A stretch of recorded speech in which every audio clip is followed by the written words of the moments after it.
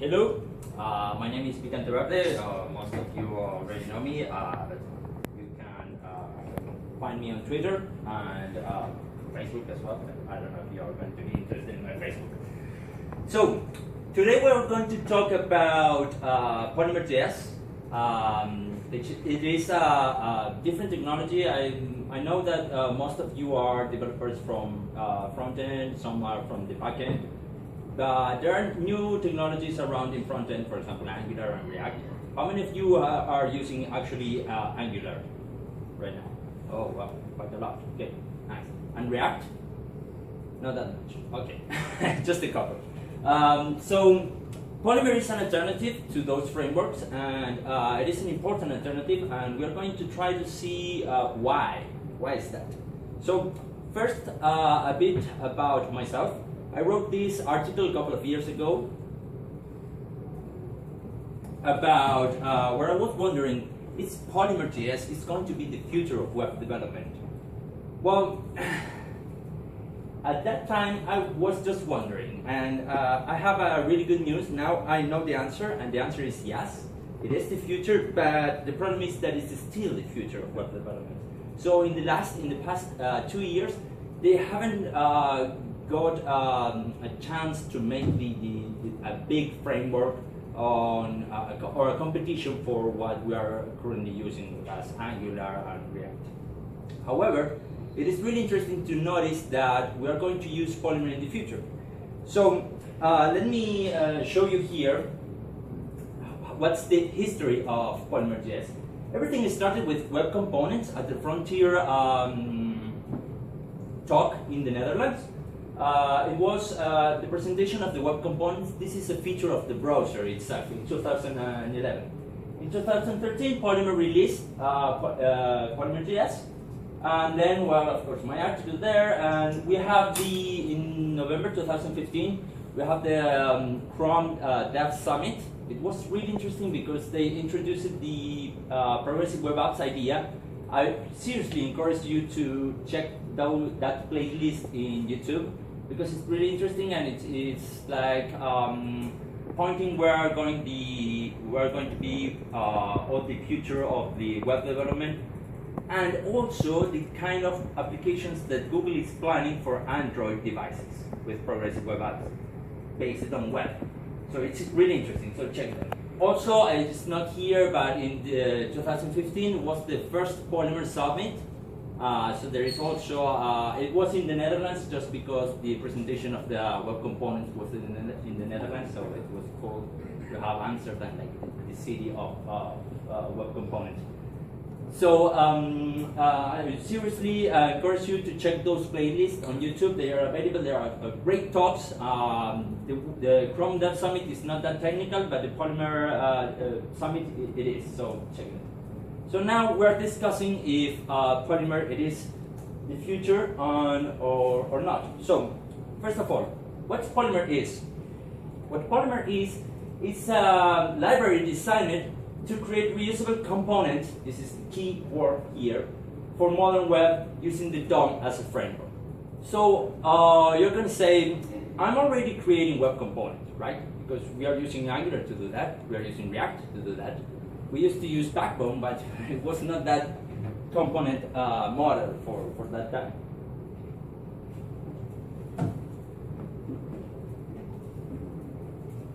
Here we're using the DOM as the framework. You remember the DOM? How many of you have worked with this historical API, this inconvenient API? Do you remember the video from Douglas Crawford? I seriously encourage you to watch this video also. It is really interesting and talking about the history of the API actually. So, how many of you have worked with the DOM? Well, quite a lot. All the other are jQuery age. Okay, perfect. So, how many of you are still working with DOM? No, right? Well, a couple of hands there. Interesting. Good point. But most of the time we're using wrappers, right? We're using jQuery, we're using Jojo, we're going to see that. How many of you know what this function does in the DOM? Yes. I I have to answer. Okay. Yeah. If you know it, you have to answer. So basically, you will clone the node called node, which is an element, and you will create an identical node that you can place in the DOM, I guess. Perfect. And what would be the difference with this? No idea. See, that's deep. Exactly. Yes.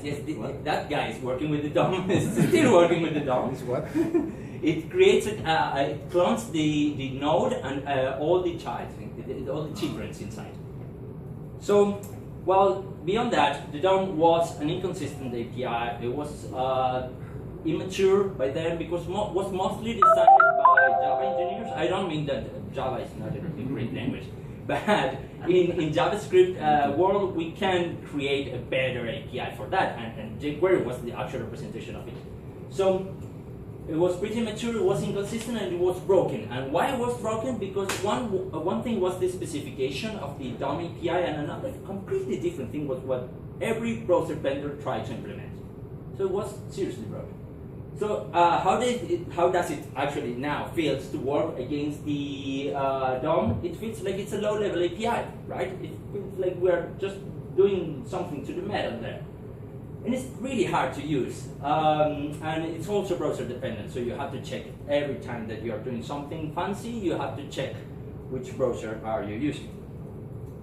That's why at that time, think about 2001, 2, 3, 6, we have all these libraries. I'm sorry if your favorite library is not listed here, it's just a computer list.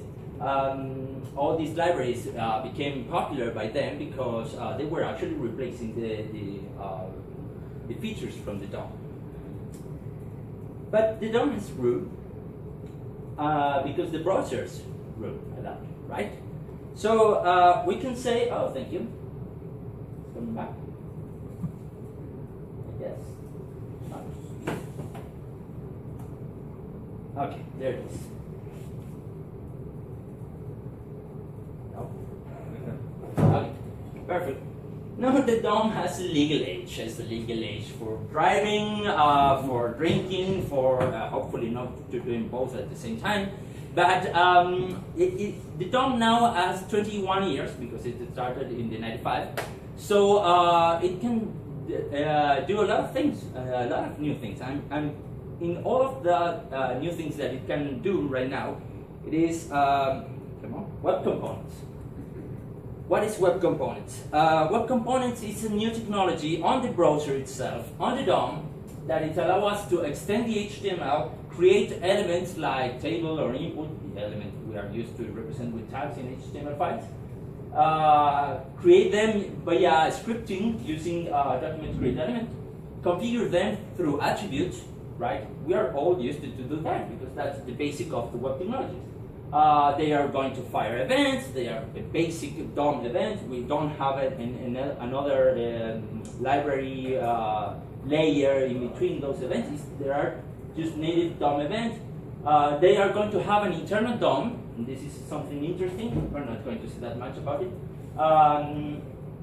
They are able to respond to methods. For example, if you grab a reference for an input, you can call the method focus on that input, right? So that kind of method, we can use it with Polymer, with web components. And they could have internal and external styles. And how do they do that? Well, through these 4 major technologies. These 4 technologies are the basic of web components. They are, remember them, they are templates. This is a template engine directly in the browser. So we have now a serious template API. We no longer need something like handlebars or I don't know, whatever. Mustache. We have Shadow DOM. This is an interesting part. Shadow DOM is going to allow us to create a component and enclose it as a black box. So nobody outside of our component will be able to control the DOM or even get a reference to a DOM or an internal DOM. Custom element, this is the key point. This is the part of the API that actually allow us to create new HTML or DOM elements. and HTML import, which is a new kind of syntax to import HTML files, including all of these other three components. So let's focus first on the most important. Well, this is a shadow on the other, but it didn't notice there. What's web components? What's custom elements? The main part.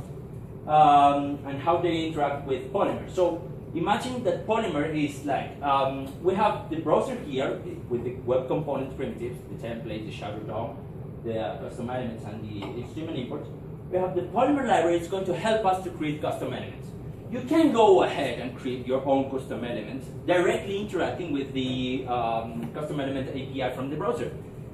But the API, the DOM designers, the DOM API designers are still Java people, so it's not that easy to use. So it's much more easy to create your custom element through Polymer. This is an old diagram. This is for version 0.3 or something. It's not current diagram for Polymer 1.0, but it is interesting to understand how Polymer works. Polymer is divided into four main components, which are foundation, core, elements, and application. So it sits on the native part, on the native layer of the web browser, and it uses all of the technologies for web components, right? So if the browser doesn't have that technology, it provides a polyfill there. So it makes sure foundation, the part foundation of Polymer, it makes sure that all of the other part, all of the other technology in the stack, it's sure that at least from here to below, all the services are there. If they are native in the browser, it's going to use the native implementation. If not, it's going to use the polyfill. Then we have the Polymer core library, which is this one that allows us to create the elements. And then we have a couple of Polymer elements, and this is the most entertainment part, but we're going to let that to after. And finally, we have our application and all the technology that we are going to use to create application using Polymer. So, what's the current browser support for the main suspect for web components? It is like this. Chrome, of course, has the lead with implementing all of the technology for web components. They are already there, they are working in Opera as well. Firefox is following, like in the third position, with a couple of implementations. It's working still a bit on HTML import, and this is custom elements. This is the most important part. And Safari and Internet Explorer and Edge, of course, they are just at the bottom of the list. However, it is important to say that with the polyfills, we don't care about that, right? So that's the native browser support. Now, we have three important libraries that are currently working with web components that are Polymer from Google, Xdag from the guys from Mozilla, and Bosonic, which is a kind of independent company, but it's really close to Internet Explorer, so we can think of some hand of Microsoft there trying to impose their own library. So now let's write some code, because this is a technical talk, right? So first of all, I want you to remember what Polymer is. Polymer is a library designed to create reusable components from modern web using the DOM as a framework. Does anyone read the app in this sentence? Polymer is not designed to create apps. You can create an app with Polymer, right? But it's not designed to do that. So that's an interesting point. So let's start. Let's try to create our first component here. I don't know how much time do we have until the first break? How much time? Like half an hour. An hour? Yeah. Okay, perfect. So we're gonna see how to actually use Polymer. The first thing that we need to do is install Bower. How many of you are using Bower currently? No, perfect. Okay. So for those that are not used to it, Bower is like a package manager for front-end libraries in JavaScript world. So it's super easy to install. If you install Node, it's going to come with the npm, which is the Node package manager. And with the Node package manager, just using this line, you can install Bower in your machine. From that, you run only Bower init in your developer directory, and you have a Bower project there to work. So, first, in order to start using Polymer, we need to install it through Bower, right? And save it through our Polymer.js file. Sorry, to our Bower.js file. So let me show you how this works. Perfect. So here is my Bower.js. Once the font size is okay there, you can read it perfectly. So the first thing you do is install Polymer right here. So here we can see it added to our Bower.js file as a dependency. And that's pretty much it. It downloaded and installed it in the Bower component directory. So in order to use it, we are going to create an index.html file where we're going to call this, and take a look at this file here. It is the web components light. These are the polyfills for web components. This is the light version. Before, currently we're using Polymer 1.0, but before all the older versions, we're using a polyfill for web component that was huge and took like years to download. So they move on to a quicker library, which is this web component light, and it's super fast. So in this case, I'm going to create a component, and I'm going to name it first element. And here we are facing our first part of web components. This is the HTML import. If you can see, you have been using the link tag to retrieve your CSS, for example. But in this case, the rel type is import, and we're importing an HTML, right? So this is the first new thing that web component is adding. In this case, I'm going to save my element to first element HTML. And then I can use it just as a regular element, as I would use a body or input or table, anything else. So let's see the implementation of this first element. And now we are facing a little bit of Polymer. So, no, it's still too small. It's much better. Okay, so what we can see here is that we are using HTML import to import the entire library. When we are importing Polymer.html, we're not importing only the tags for Polymer. We're importing all the JavaScript and all the CSS that Polymer needs. So that's interesting because it's like packaging all your component in just one file. Just one file to wrap your entire component. This is something that is not that easy to accomplish with libraries as React or Angular. It has another fault, right? At least that is the good point for Polymer.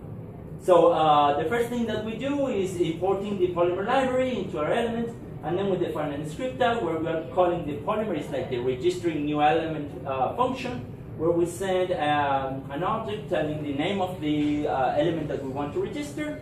And here is the life cycle, part of the life cycle of the Polymer element. When it's ready, it means that when it was inserted into the DOM and it's ready to receive something, we're just assigning the text content. You're going to see a lot of new properties that are not available in regular and standard DOM. So yeah, that's something else that Polymer is not compliant with the standard DOM. But in this case, the text content is just defining the text inside of the element. So let's see how this works. And if it works at all. Now this is React. Okay.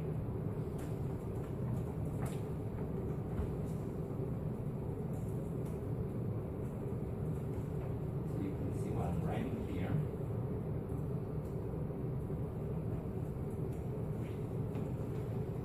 all I did so far was running those Power components and creating index.html and first element.html. I have installed in my machine the HTTP server from Node.js. So just by calling an HTTP server, it's going to start an HTTP server on the port 8081, and it's going to allow me to retrieve the index.html. So let's see. That works. It does. Perfect. So if we take a look at this in the inspector, okay. So what you can see here is my first element and the text inserted there. The text was inserted by the script inside of the definition of the Polymer object, right? So yay, that's what. So one interesting point to show you here is that if we run this on Safari, which doesn't have support for native support for web component, it still works. Hopefully, yes, it still works. See there? But if I remove this first line from the HTML file, from the index.html file, it's not going to work anymore because the polyfill is no longer there. You understand that? Perfect.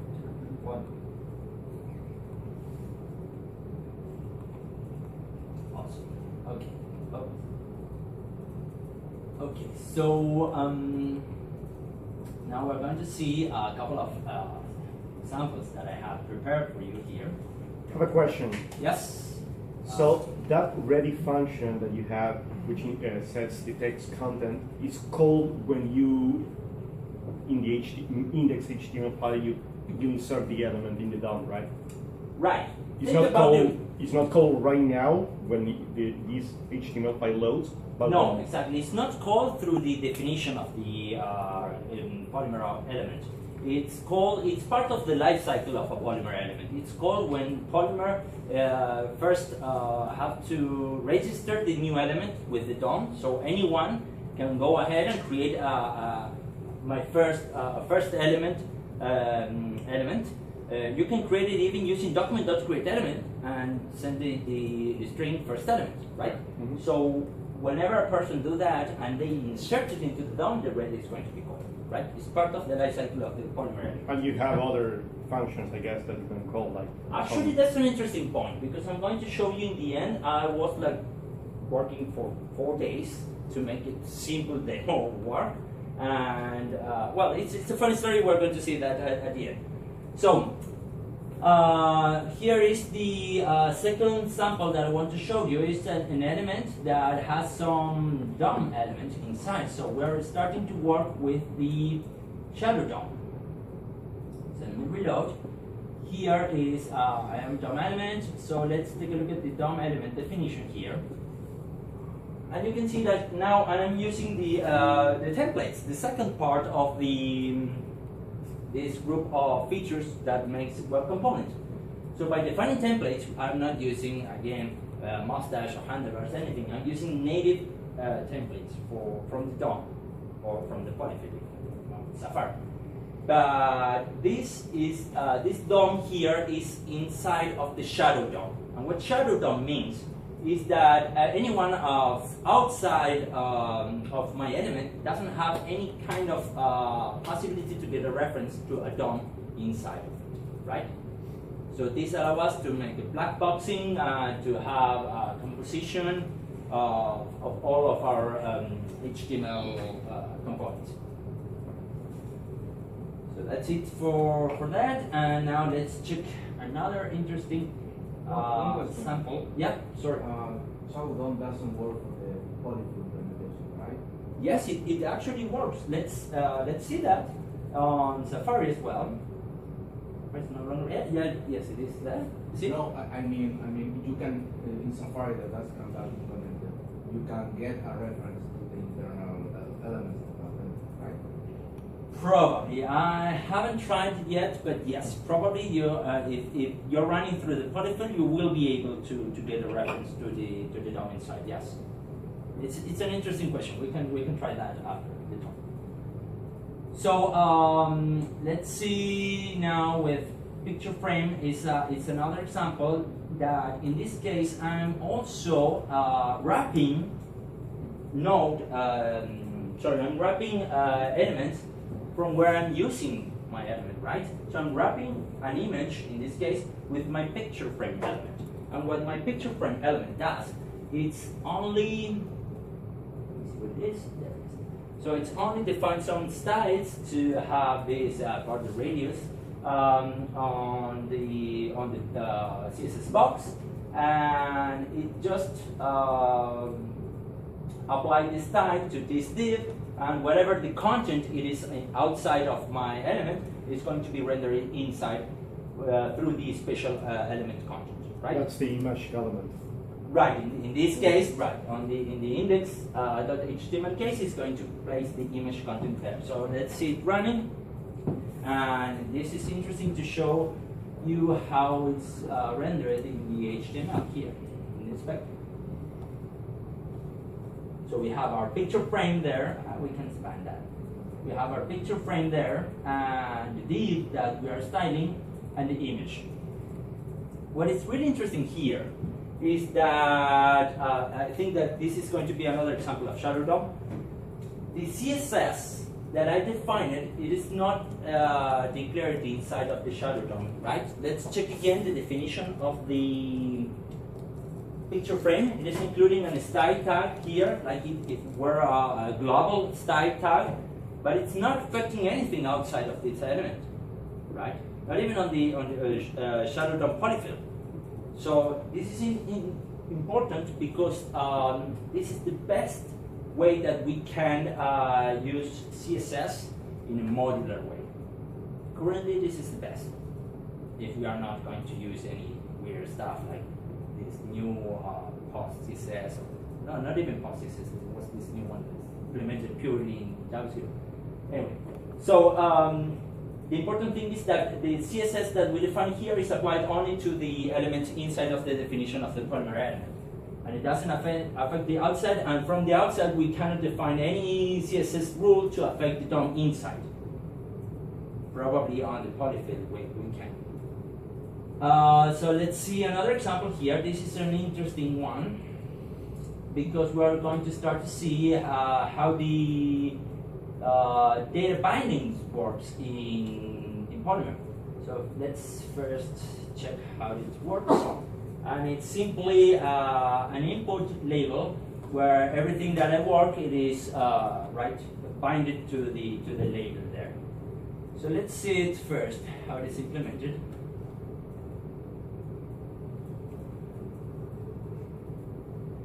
Okay, so that's there. First, I'm defining a div like the label, where I'm going to find my, where I'm going to put my text, whatever I'm putting on my input there. Then I'm subscribing here, look like that. I'm using a different attribute. I'm not using the standard on key press or on change. I'm using methods that are defined inside of Polymer that are wrapping the input element there. So in this case, the onInput, it's going to allow me whenever it's like the onChange, but adjusted to Polymer. And I'm going to call this function. This is not a great notation. I really prefer React for these kind of things. I'm wrapping with the curly brace. But in this case, it's like this. If I have the anytime that I fire the input element, I'm going to call the handle input function here. So what is going to happen is, first I'm defining a label, a property or attribute on my tag input header that is going to be at the type string, and whenever it changes, it's going to call, same notation again, the label change function. So whenever someone else from the outside of my element change the label attribute, it's going to call the label change function here, the label change observe, which is going to receive the value, and then I'm going to assign that to the text content of my label. Look at this notation here. It's like a jQuery or something that happens with this guy. I don't know. So if you want to access one of the elements in your shadow DOM, you have to put the $, and then the ID of the element. It's not that good, but it is what it is. You define the text content, you set that to the label value, and the same thing for the input value there. So now, whenever the user modify the input value, then it's going just to set the label, which is the property of the Polymer element. So in this case, it's going to run through the observer again, and it's going to set both values. This is like boilerplate code, right? We're going to write this same functionality again and again and again for everything that we need. So the guys at Polymer realized that it was so repetitive to do that, so they created this data binding syntax. So we're going to see that how it works. Oops. Here on data binding, which is essentially the same. You can see there I'm setting the label from the outside.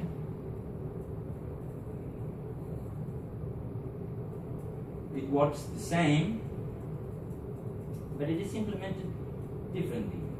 It is implemented using the data bindings. This one here.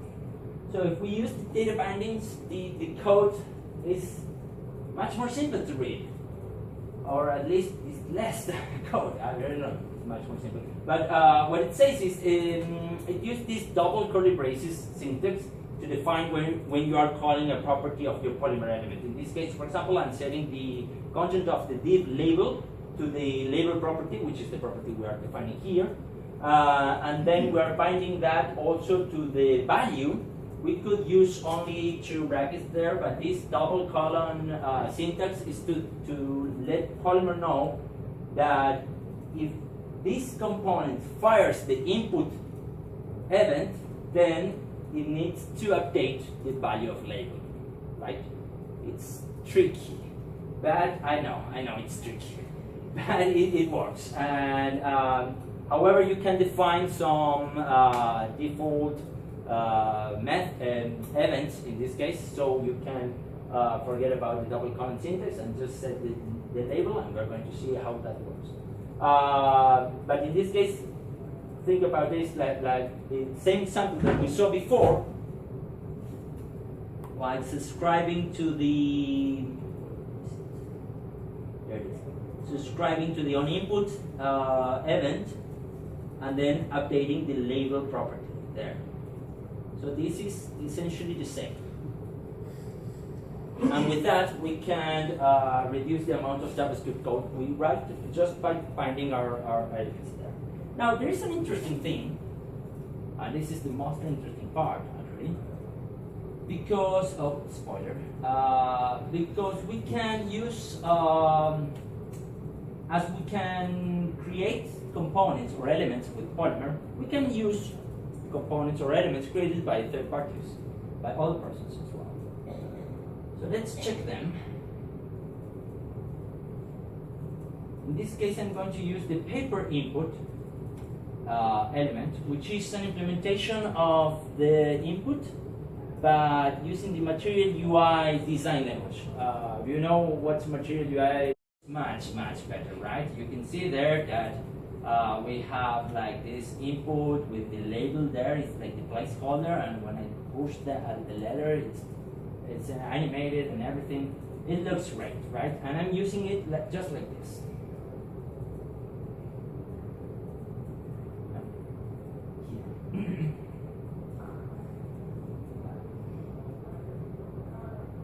There it is. So now I'm not only importing the Polymer element for grabbing the entire Polymer library, but I'm also importing the paper input. Just like that. Using HTML import to grab my component, and now I have the possibility to use it on my shadow DOM here. So instead of using the regular input, now I'm using the paper input element here, like that. And this is what I said before. The value element of the paper input, it already knows that it's going to be updated through the what's like the import event as well. So we don't have to specify the double colon syntax for this. So with this, we have both elements binded and non-JavaScript to make it that works, right? So that itself, it's an important thing if we can think of, let's see, where we are. Demo, and that's part of the mantra. There is an element for that. Remember that there is an app for that. Well, Polymer is trying to push the idea to create web components, web elements, to reuse them. Remember the definition. Let's go ahead and see the definition. That's why Polymer is a library designed to create reusable components for modern web, right? So Polymer allows us to create these components, and we can reuse them, and we can use components created by anyone else on our own applications. And Polymer itself is providing this major library with these 8 categories of elements, which are amazing. Seriously, they are amazing. Iron elements like the Polymer core, for example, if you want to make Ajax codes and that kind of stuff, there is everything on iron elements. I think that they are like using this kind of table. What's the name of the period table? Exactly. Because of the Polymer, it's like a Polymer thing element. They have the paper element, which is all the material UI implementation from Google directly. The Google Web Components, where you can find maps, where you can find Hangouts, you can find a lot of things there. It's actually interesting because, for example, Firebase, for those, how many of you are using Firebase? Fast? Okay, for those you don't know, Firebase is a service for databases online. We're going to use it at the end of the talk. Now it was bought from Google, so now it belongs to Google, and the components to work against Firebase are there in Web Components, Google Web Components. Gold elements, this is a really interesting part, because those are elements ready to work for e-commerce. So imagine that you are creating your own application. You're always, for your startup, you always left the e-commerce part to the end. Unless you are, of course, doing something specifically for e-commerce. But if you have to, I don't know, create a form to receive the credit card numbers and validate everything there, and it's a pain. It's really complicated. Thing is everything solved in the gold element. Then the neon elements are everything for animation and special effects. This is really interesting because they are using latest technologies on the web browser, available on the web browser. Platinum elements, offline push, service workers. How many of you heard about service workers? Well, we're going to talk about that in the last part of the talk. And molecules, they're Graphy for third-party libraries. Most of the, well, not most, but a couple of the interesting third-party libraries, they have their wrappers here. And finally, carbon elements, which are the final part that was added recently to the Polymer library, because as they are just offering you a way to create elements, it's quite complicated to decide how to create an application. Which router to use, which, I don't know, all of the kind of decision that you have to take for creating an application. As they were just offering you a library to create elements, they say you can decide. But now you have so many alternatives that it's a really complicated things to decide between all of them. So the carbon elements are there just to offer you what Google thinks is a good implementation of router, for example, written for Polymer applications. Now, that's not it, because in customelements.io, the URL is down there. It's just it's not well rendered. Customelement.io, it's the library for all the web components written in all of the free libraries, or even just using web components, the standard DOM API. So you can find, at the time that I took this screenshot, it was like more than 2,000 elements already there shared by the community of web components. And I'm pretty sure this number is going to grow a lot in the next few months. So we're going to have an alternative to use elements written by any other people. And that's an interesting thing because as all of them are using web components as the platform, they're compatible. It's completely compatible to use a Polymer element with an Xtag element, with an element created just using the custom element API. Also, if you want to create and publish your own component, there is an interesting guide there. I'm going to upload these slides to my GitHub so you can later find it. And just running this polyserve, I have a sample here to show you. It was a bit tricky to make it work. I'm not entirely sure that it's still working. It's not a good idea to make to give a talk after the Google I/O because they tend to change everything. So let's see.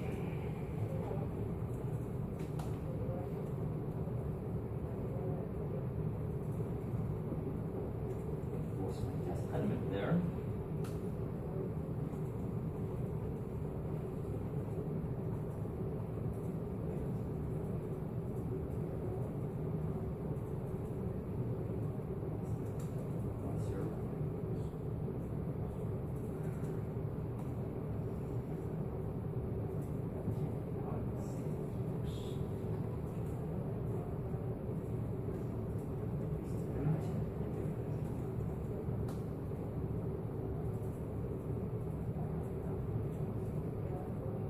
No, it doesn't. Okay, so anyway, let me tell you about it. It is a seed element that the guys from Polymer are offering as a package. You can download if you want to start creating your own element. You create a copy of the seed element and you rename a couple of things there. And you can, it even comes with the definition for your tests, so you can use the web component tester, I think it's the name of the library, to test your elements. So everything is there, you can just use it. As you can see, it's not always easy to run it, but it does have this polyserve. Is like a small HTTP server that is watching your file, so whenever you modify your HTML, it's reload itself and it works. So that was the demo. That it didn't work, of course, but we're going to see how to create a real-world application, and this is going to take a long time. So let's break now for. Perfect. So welcome back. I hope you enjoyed the meantime.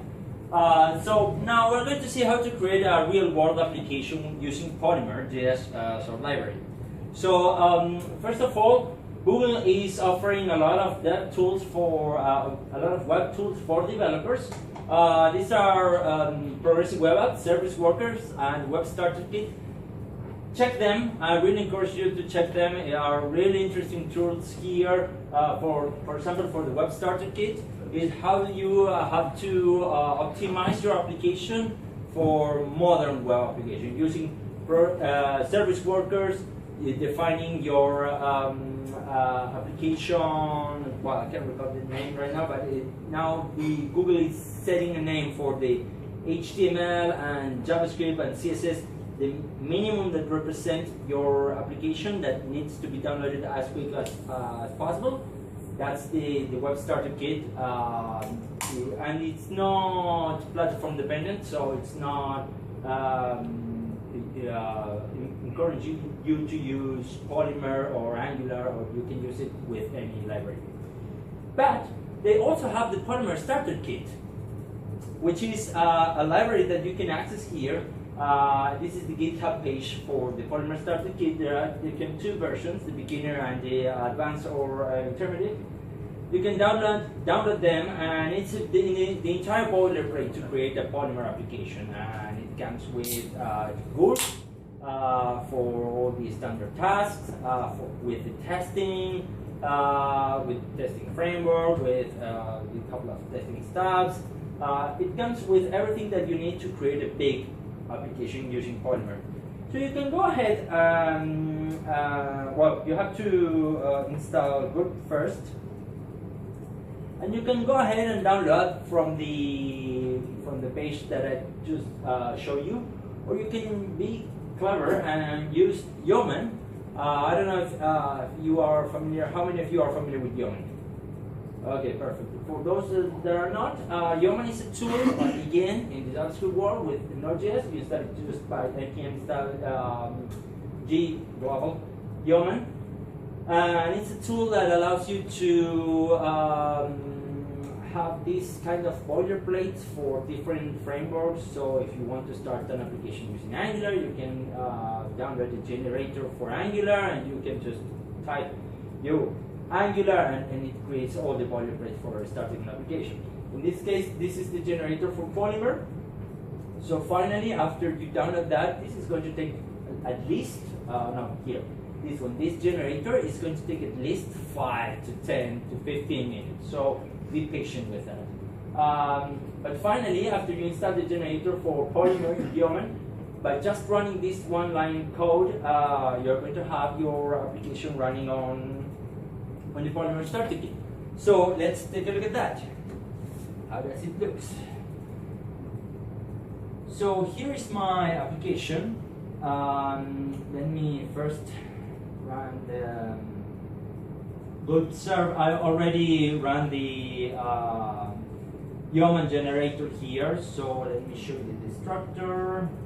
In my to-do app, I have the application folder, the distribution, which through Git we are going to be able to create the distribution package and the task for all the Git. We have here, you can see it, Git attributes, Git ignore, all the files that we need for a serious big project using Polymer. Even the Travis runner shell here. It's quite interesting to use, and also to know and learn how Google is creating new applications with Polymer. So let's see.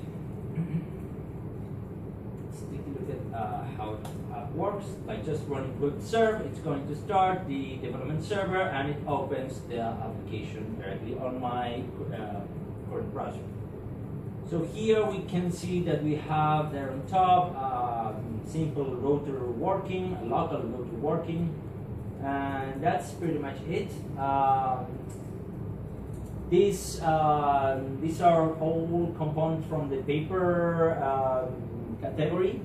So they are implementing Material UI. So you can see if I shrink the windows of the browser, they are working with the progressive enhancement there and the adaptive styles for mobiles. You can see there, if I shrink the window here, the menu is hidden into this menu, this lateral menu there, right there. So let's see how to work with this application. Now, the real difference here is that most of the application now resides on our index.html file. You know, because in most of the other frameworks, you have the index.js or an application.js where your application starts. Here, we're creating our application by using web components, by using elements, by using HTML tags, right? So everything is inside of our HTML. So you can recognize first. Let me show you. Well, here is another important thing. Instead of importing all the elements one by one, I'm just importing the elements.html, which is actually importing all the elements one by one. You see there? That's interesting. So the other thing here is that I'm using the paper menu. As you can see, these are all Polymer elements from the paper category. In this case is the drawer panel. This is the one that becomes a drawer when we shrink the window. These are the menu items.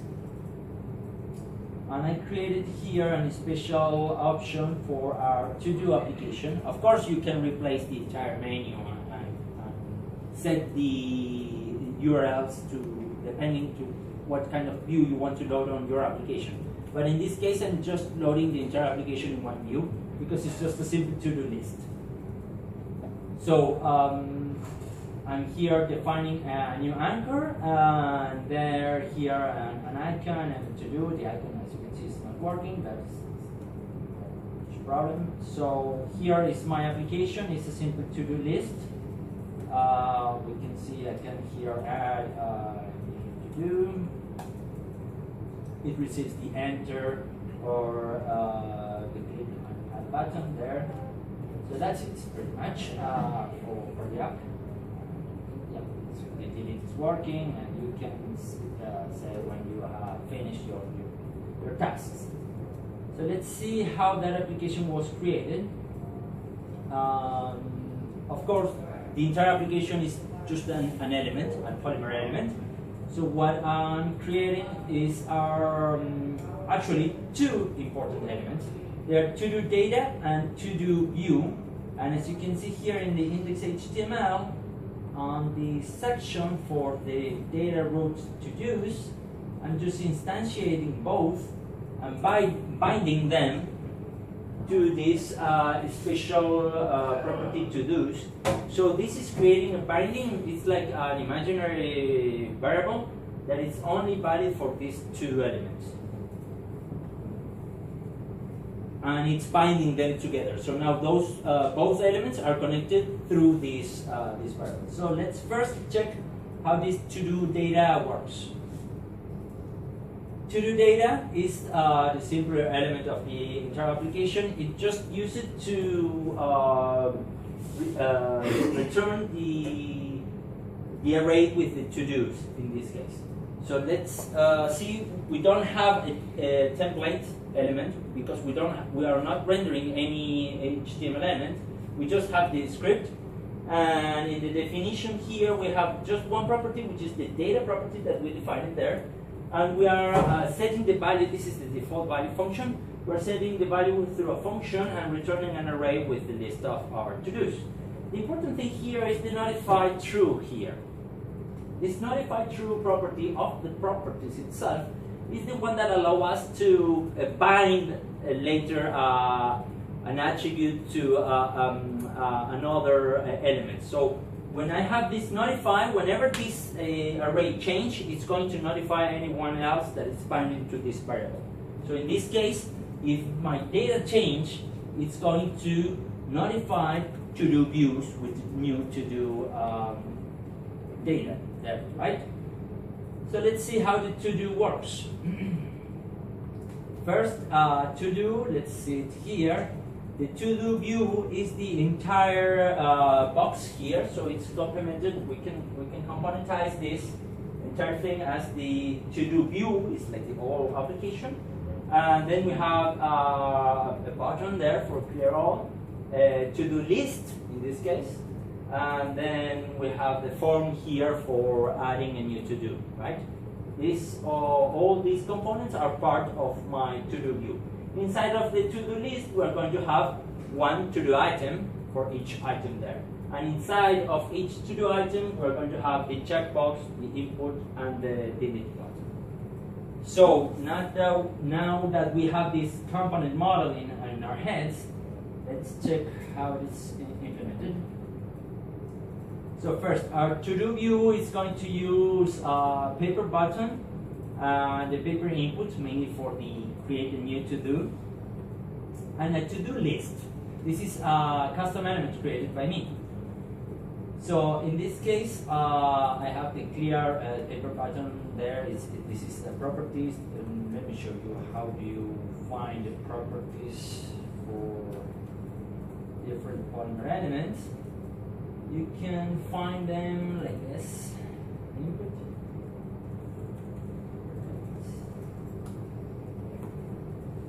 You go to the Polymer element catalog. You're going to see, for example, for the paper input,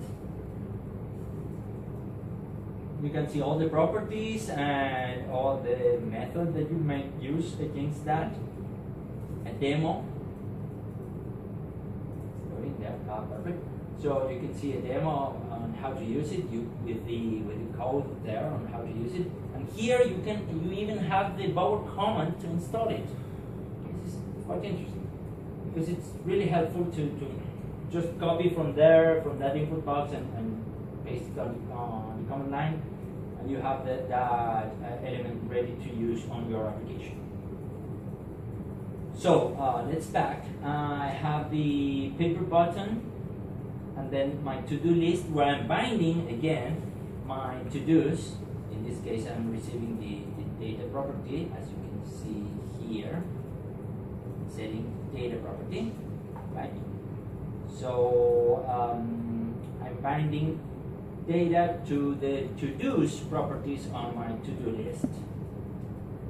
And then I have my paper input, which is going to receive the add new to-do, is this text box here. So when I push the data is animated there.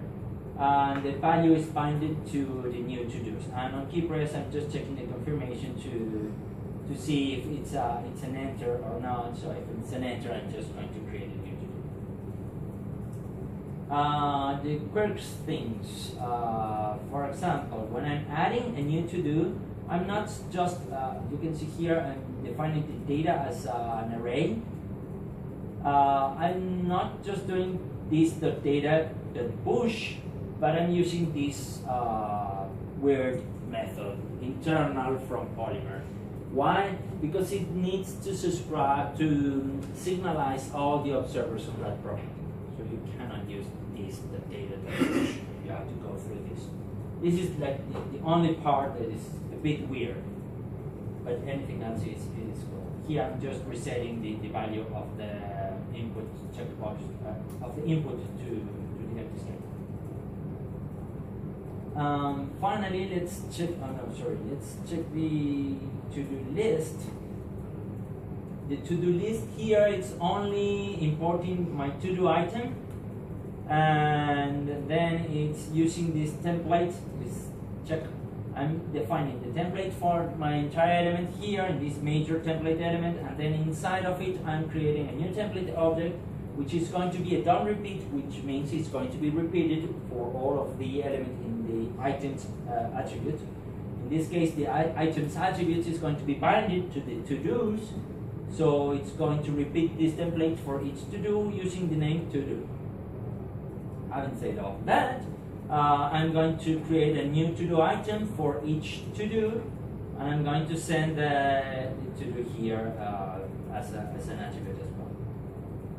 No, I don't have to define any properties here. And finally, on the to-do item, what I'm doing is I'm importing the paper checkbox just to have those nice material checkbox, paper input, and paper item button, and the iron items button as well.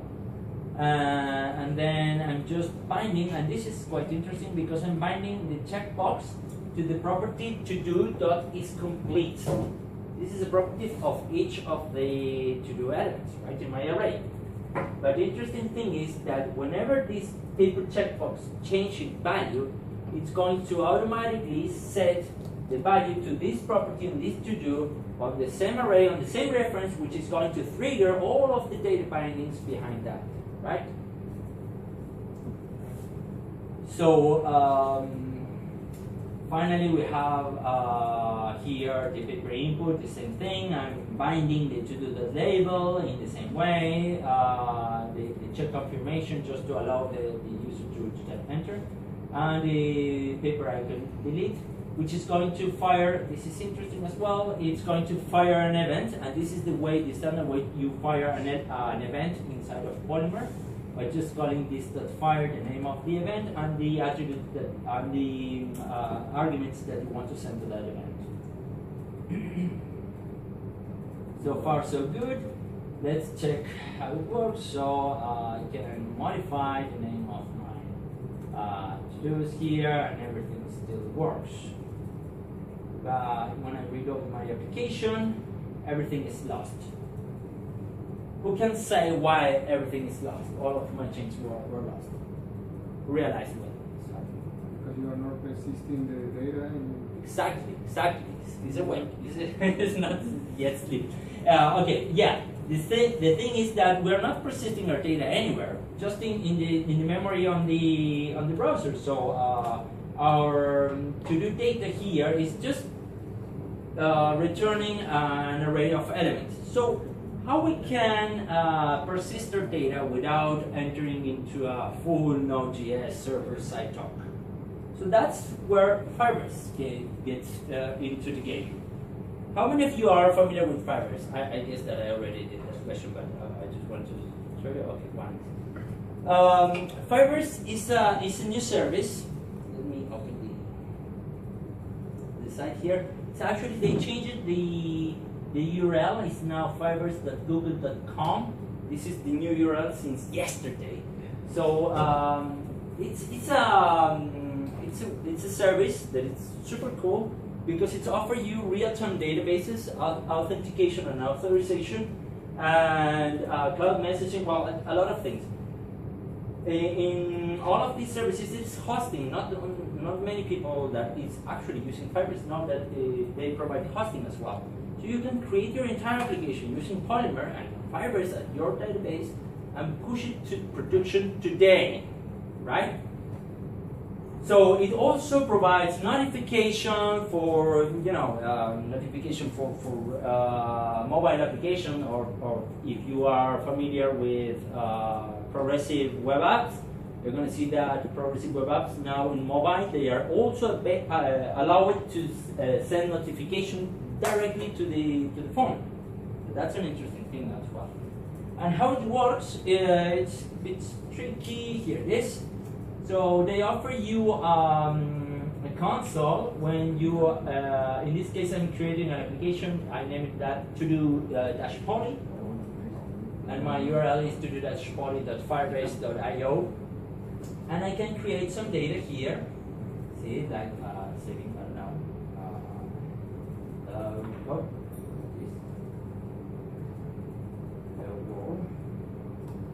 Right, and it's created there.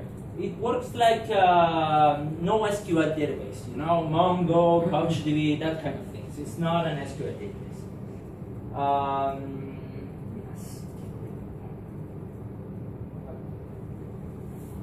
So the interesting thing here is that as Firebase is now part of Google, well, even before when it was not part of Google, but it was a great service, the guys from Polymer created an element for that. So you can use a third-party element to interact with your Firebase database. And how that it works? It's quite simple as well. So let's see. In this case, it's Firebase element. You have to install Firebase element, and it comes with the Firebase collection element there.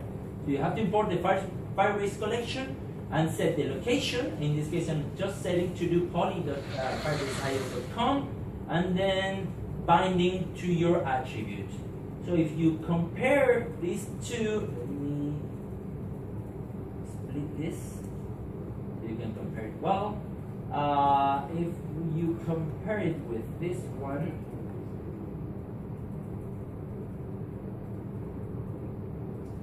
they're quite similar. So we have our the only difference is that the Firebase is importing the Firebase element there, and it has a template now. Even if it is still, it's not rendering any HTML element to the fine and done.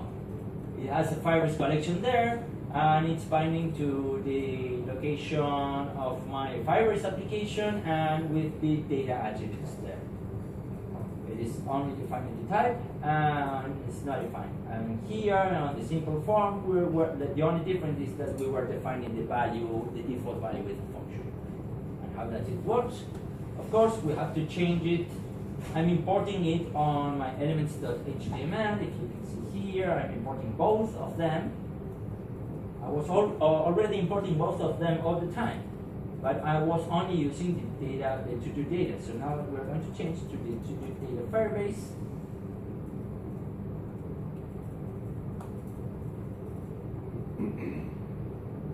And the Polymer refresh the Polymer good serve, refresh the browser alone. So you don't have to refresh the browser. So if you check here now, we are retrieving our to-dos directly from Firebase. I just wrote 2 lines of code. It wasn't so easy, but were just 2 lines of code. And now my application is persisting the data, and you can see it live. Of course, if I do that, you're not, but here you can see it live. Here, grandma beer is changing to true. See that? So it's live application. Now let's push it down a little bit. So here I have 2 implementations. You can see as I'm shrinking the size of the window of the browser, we are seeing the mobile kind of controls there. And now we can say, let's have some fun and grab another beer. And we have online a contribution system where many users can be contributing in real time by just 2 lines of code for free with Polymer elements. So now, this is the important part of Polymer itself. It's sometimes a bit hard to work with this.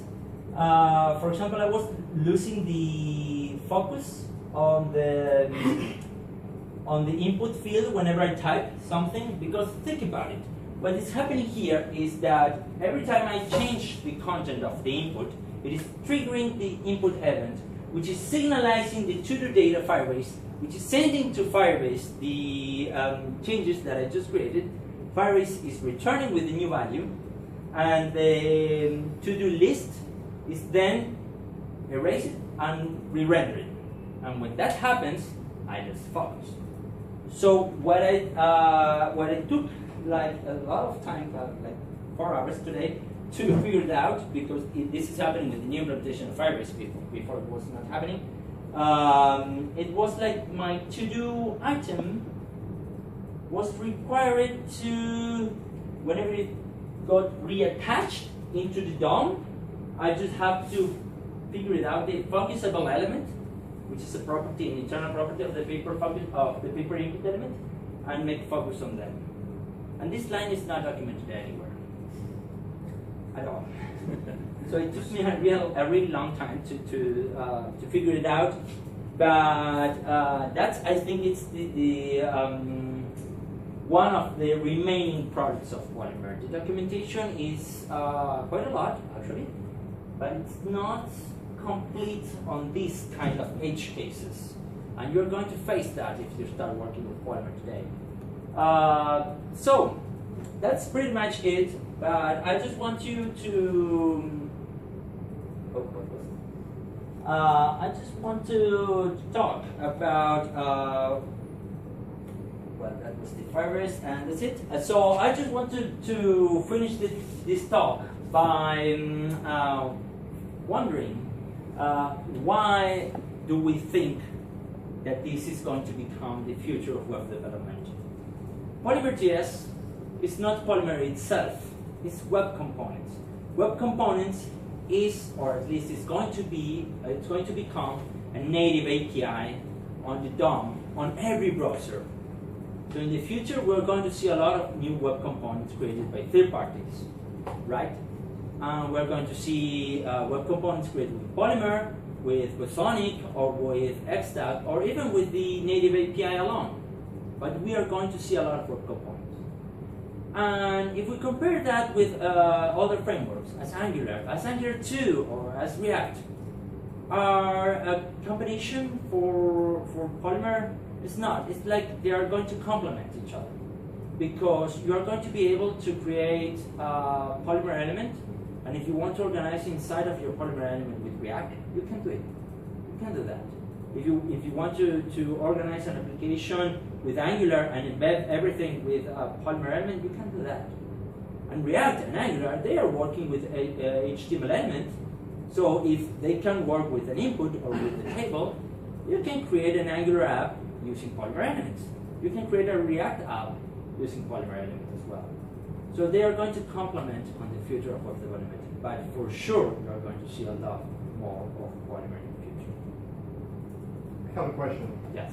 So you said that you will start using this at some point in the future. Are there any like major websites already using Polymer? Something like something that all of us see in a day-to-day basis and is using Polymer and we don't know about that? Well, it is a really interesting question because in the Polymer Summit in 2015 was actually the first Polymer Summit, the first of many to come, and they declared that, and they officially stated that Google declared Polymer as the official web platform library. So every new project from Google for web is going to be built using Polymer. And the example of that is gamers.youtube.com. It's the first major app because there are already 1,000 of applications using Polymer from Google itself. But the biggest one currently is gamers.youtube.com. So yeah, it is becoming a popular thing. Any other question? Yes. What about error handling? I was just playing with a couple of elements, custom elements, for instance, there was this entire set of charts, very quickly charts. You can have a lot of inputs, bind it together with the full size of the chart and so on. And I just put a typo, of course, right to try. Of course, the chart doesn't remember anything. I know where your question is Well, going. I remember the typo, and I just want to say, you could still from inside of the web element throw errors or throw console logs or handling errors or communicate maybe to the parent element wherever there is an error. They should handle that maybe. Well, Polymer team is working really hard on this because, I've been working with Polymer since 2014, and by then, yeah, the error handler was just inexistent. So they were working a lot on that, and they did a lot of progress, but they realized that every byte that they added just for error handling, it has the cost to be there for all the application that doesn't need that. In production, for example, right? On production environment, you don't need that kind of error handling. So now they have a completely different perspective. Even yesterday at the Google I/O, they officially presented a couple of new tools for Polymer. They are, for example, Polylint. It's going to be a tool that will capture all of the typos and that kind of errors before even you refresh your browser. So these new tool sets that Polymer team is offering for developers, it's going to be in charge of detecting the errors and not the library itself. The library itself is going to be stripped from these error codes and on all that stuff, just to be more faster, more lighter, and more easy to load on mobiles. However, in React itself, you can see that sometimes it's quite difficult to detect some errors, and even you find a typo, if you're using Redux and React, it happens the same thing. You in purpose add a typo there, and you refresh your page, and you have the blank page with no error in the console, and you're lost. So it looks like it's something that all the new libraries are dealing with. Yeah. Another question. Yes. There is any kind of the approach to this project is to just build web components. Yes.